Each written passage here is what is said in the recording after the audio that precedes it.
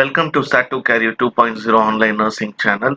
In this new video, we are going to discuss another 20 important questions for the upcoming AIIMS Nursing Officer exam 2020. So don't skip the video, watch all the 20 questions. That is going to helpful for your preparation. So let's see the first question in the video. Before that, if you are not yet a subscriber of Satu Career 2.0 online nursing channel, please subscribe and click the bell icon to get the latest notification about all our new videos.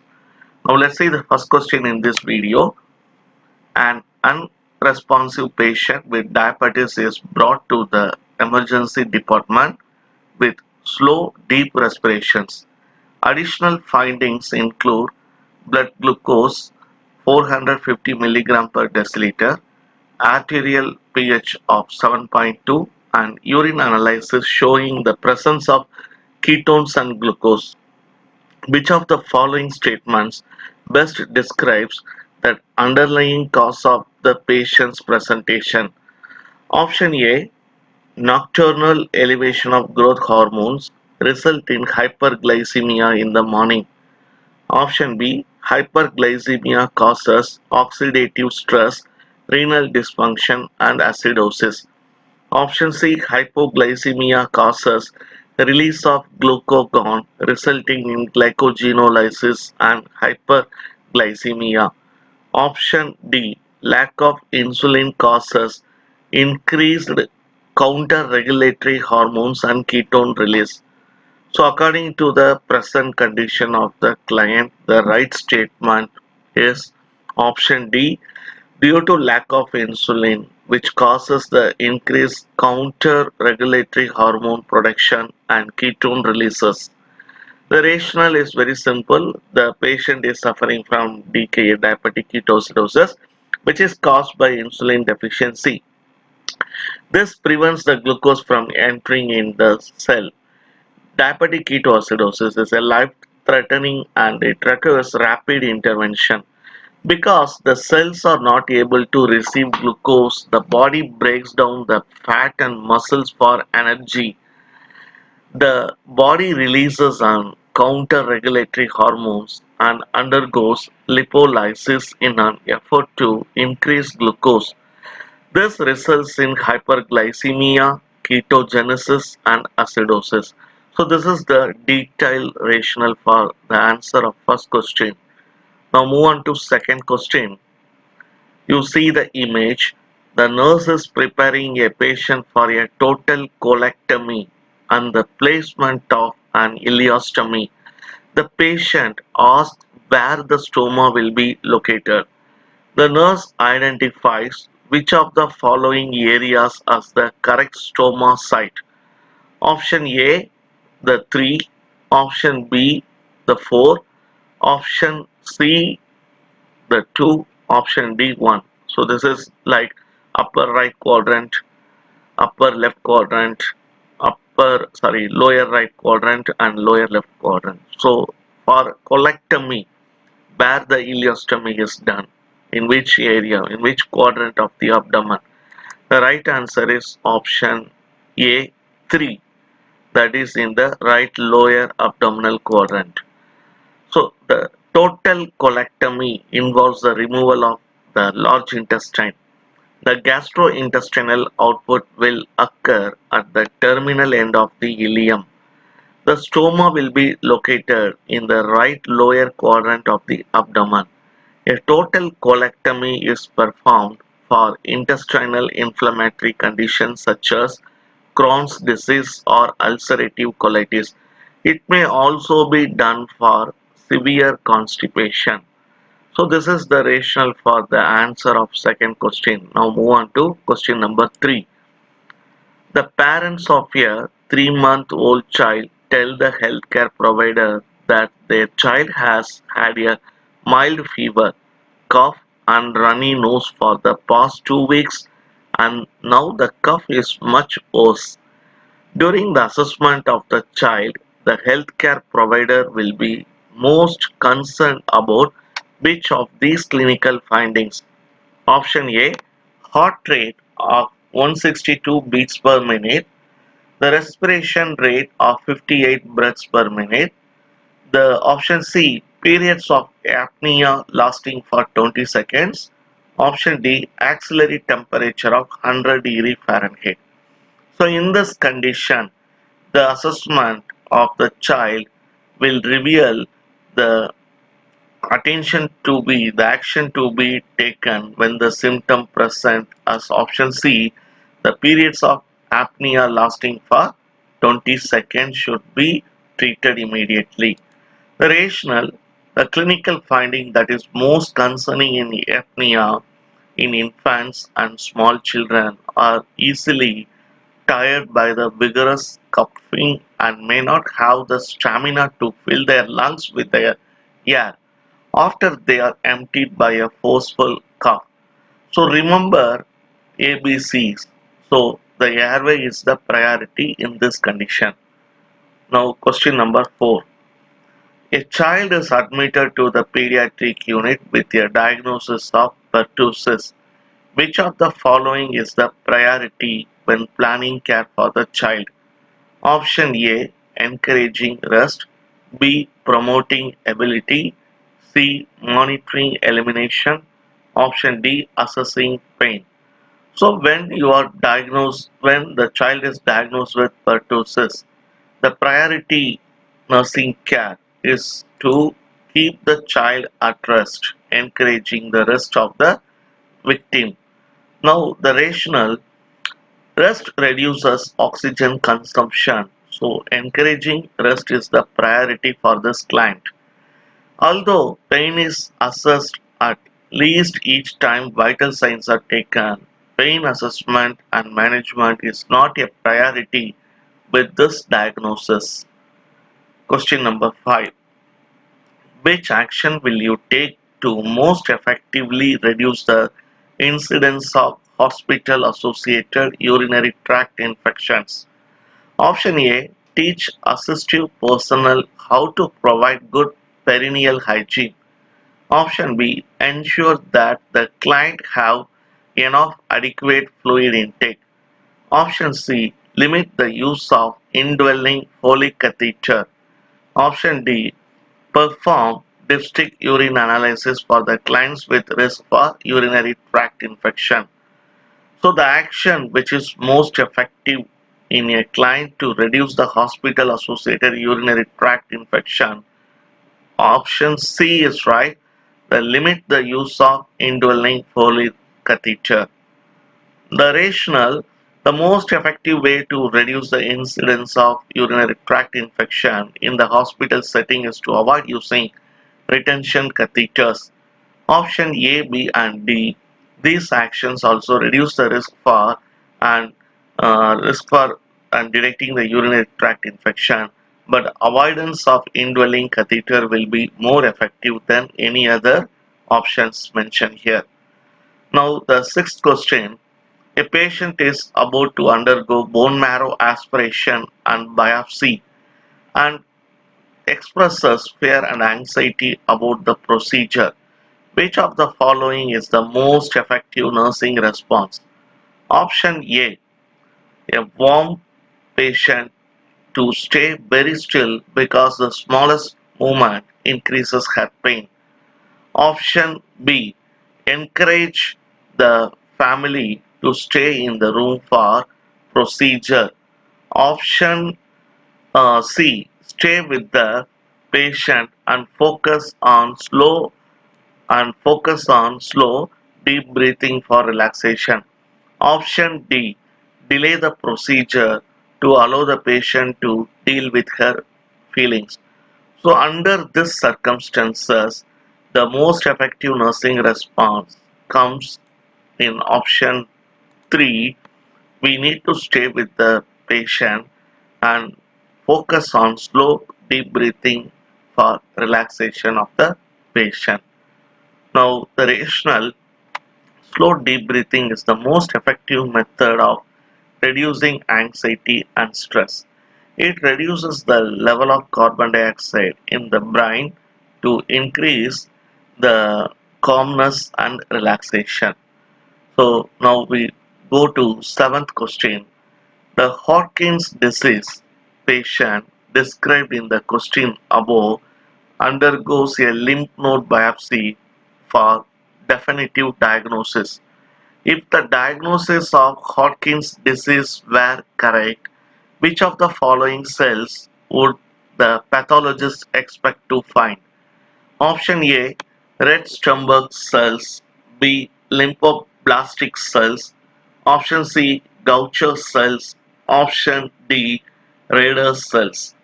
So for Hodgkin's disease, the pathologist found the cell involved as option A, red Sturmberg cells.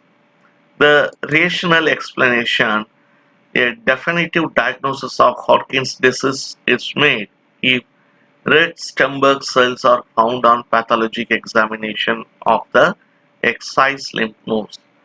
Lymphoblasts are immature cells found in the bone marrow of patients with acute lymphoblastic leukemia (ALL). Gaucher cells are large storage cells found in patients with Gaucher's disease. Rider cells are myeloblasts found in patients with acute myelogenous leukemia. So now you are very clear that Hodgkin's disease is associated with red Sturmberg cells in the pathologic examination analysis. Question number 8. A patient is admitted to the oncology unit for the diagnosis of suspected Hodgkin's disease.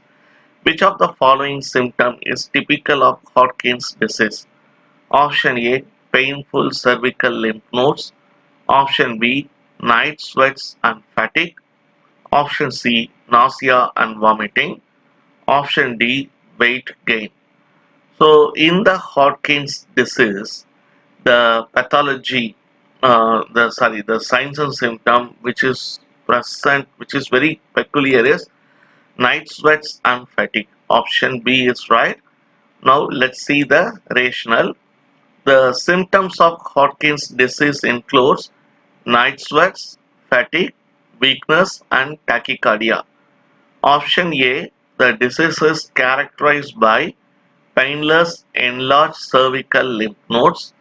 Option C, nausea and vomiting are not typical symptoms of Hodgkin's disease. Option D, weight loss occurs in the earlier stages of disease. So this is how we can identify Hodgkin's disease is present or not in a client. When there is excessive night sweats, fatigue, tachycardia and tiredness. Question number 9. A nurse is caring for a patient with acute lymphoblastic leukemia (ALL). Which of the following is the most likely age range of the patient? Option A, 3 to 10 years. B, 25 to 35 years. Option C, 45 to 55 years. Option D, over 60 years. So in the acute lymphoblastic leukemia, the age, the prevalence, incidence is common in the age between 3 to 10 years. Option A, 3 to 10 years is right. The rationale: the peak incidence of acute lymphoblastic leukemia is at 4 years, usually between 3 to 10 years. It is uncommon after mid-teen years. The peak incidence of chronic myelogenous leukemia (CML) is 45 to 55 years. The peak incidence of acute myelogenous leukemia occurs at 60 years. Two-thirds of cases of this chronic lymphocytic leukemia usually occurs after 60 years of age. Now let's see the 10th question. A nurse is caring for a patient in the oncology unit. Which of the following is the most important nursing action when caring for a neutropenic patient? Option A, change the disposable mask immediately after use. Option B, change the gloves immediately after use. Option D, minimize the patient contact. Option D, minimize the conversation with the patient. So here in the oncologic unit, when you suspect that a patient is having neutropenia, to reduce the chance of infection, what you need to do? The right answer is, so before seeing the right answer, so let's see the answer, then we come here. The right answer is option B, change the gloves immediately after use. Now let's see the rationale here. The neutropenic patient is at risk of infection. Changing the gloves immediately after use protects patient from contamination with organisms packed up on hospital surfaces. This contamination can have serious consequences for immunocompromised patients. Now, before seeing the 11th question, I like to remind you that we are also having the discussion for nursing officer exam preparation in our social medias like Telegram, WhatsApp, and Facebook. The link of all these three social media I am giving in the comment box. If you like, please join today and you get the preparation done very effectively. Don't forget. Now let's see the 11th question. In the 11th question, the nurse is caring for the client following a laryngectomy when suddenly the client becomes non-responsive and pale with a blood pressure of 90 by 40, and the initial nurse's action would be option A, place the client in Trendelenburg position. Option B, increase the infusion rate. Increase the infusion rate of dextrose. Increase the injection of dextrose in normal saline. Next one is administer atropine intravenously. Option D, move the emergency car to the bedside. Actually, here that is option B, increase the infusion rate. Increase the infusion rate of dextrose in normal saline. Now the right answer is option B, increase the infusion of dextrose in the normal saline. Now let's see the rationale. In clients who have not had surgery to the face or neck, the answer would be answer A. So what is the answer A? That is, place the client in a Trendelenburg position when there is no surgery in the head or neck. But in the situation, this could be further interfere with the airway. Increasing the infusion and placing the client in supine would be the better option. So option B is right. Answer C is incorrect because it is not necessary at this time and could cause hyponatremia and further hypotension. Answer D is not necessary at this time. Now the 12th question. The client with Alzheimer's disease is being assisted with activities of daily living. When the nurse notes that the client uses her toothbrush to brush her hair, the nurse is aware that the client is exhibiting option A, agnosia, B, apraxia, option C, anomia, option D, aphasia. So if the client is using the toothbrush to comb his hair, the nurse can suspect the client is having apraxia. So what do you mean by apraxia? Apraxia is the inability to use objects appropriately. Agnosia is the loss of sensory comprehension. Anomia is the inability to find words. And aphasia is the inability to speak or understand. So the answers A, C, D and A, C and D are incorrect. The 13th question, a client has cancer of the pancreas. There is CA pancreas in the client. The nurse should be most concerned about which nursing diagnosis. Option A, alteration in nutrition. B, alteration in bowel elimination. Option C, alteration in the skin integrity. Option D, ineffective individual coping. So when there is cancer in the pancreas, the more concerned nursing diagnosis would be altered alteration in nutritional status. Option A is right. The rationale, Cancer of the pancreas frequently leads to severe nausea and vomiting and altered nutrition. The other problems are less concern. Thus, answers B, C, and D are incorrect. Now, let's see the 14th question. The client with dementia is experiencing confusion late in the afternoon and before bedtime. The nurse is aware that the client is experiencing what is known as option A, normal aging, B, sundowning, C, delusions, D, chronic fatigue syndrome. So, because of the dementia, when there is confusion in the bedtime, before bedtime, that is presented as sundowning syndrome. Option B is right here. Increased confusion at night is known as sundowning syndrome. This increased confusion occurs when the sun begins to set and continues during the night time. 15th question. The client has elected to have epidural anesthesia to relieve labor pain. If the client experiences hypotension, the nurse would option A place her in Trendelenburg position, option B decrease the rate of IV infusion, option C administer the oxygen nasal this one the nasal cannula, option D increase the rate of IV infusion. When there is hypotension, what we do? We should increase the IV infusion rate.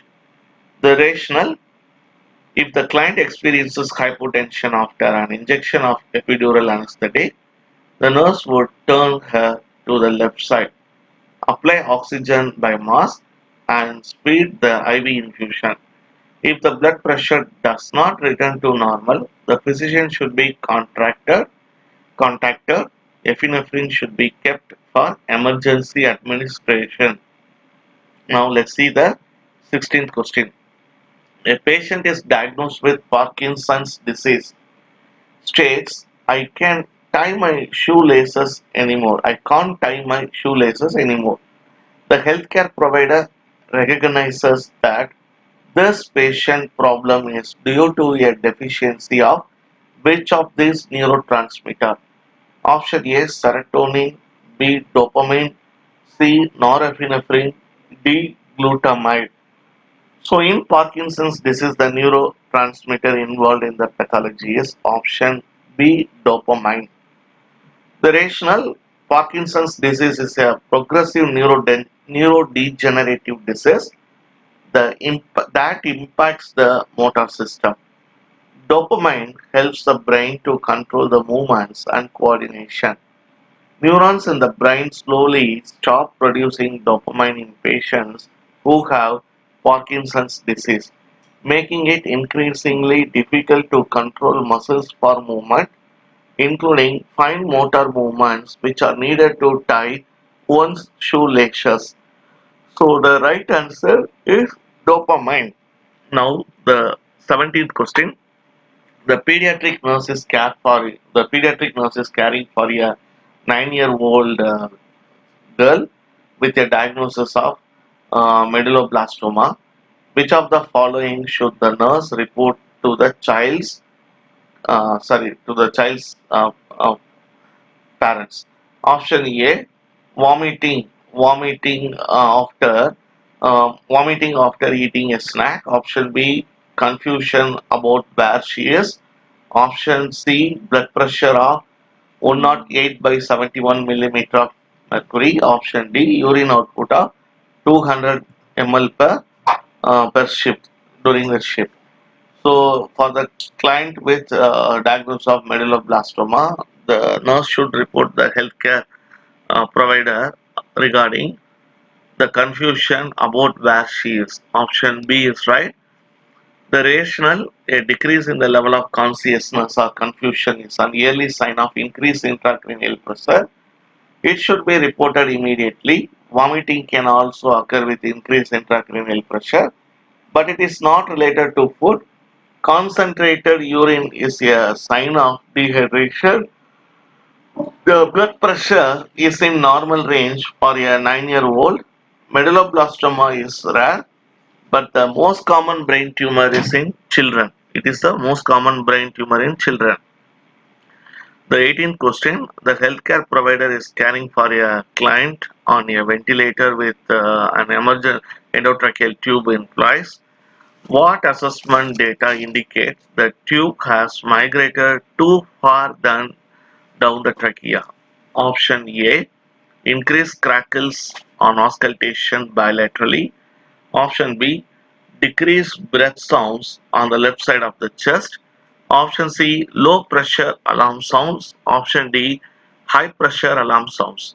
So when the nurse is carrying to the client with a ventilator who is in the endotracheal tube, the assessment which indicates there is a migration of tube too far down the trachea, the nurse should notice for the option B, decreased breath sounds on the left side of the chest.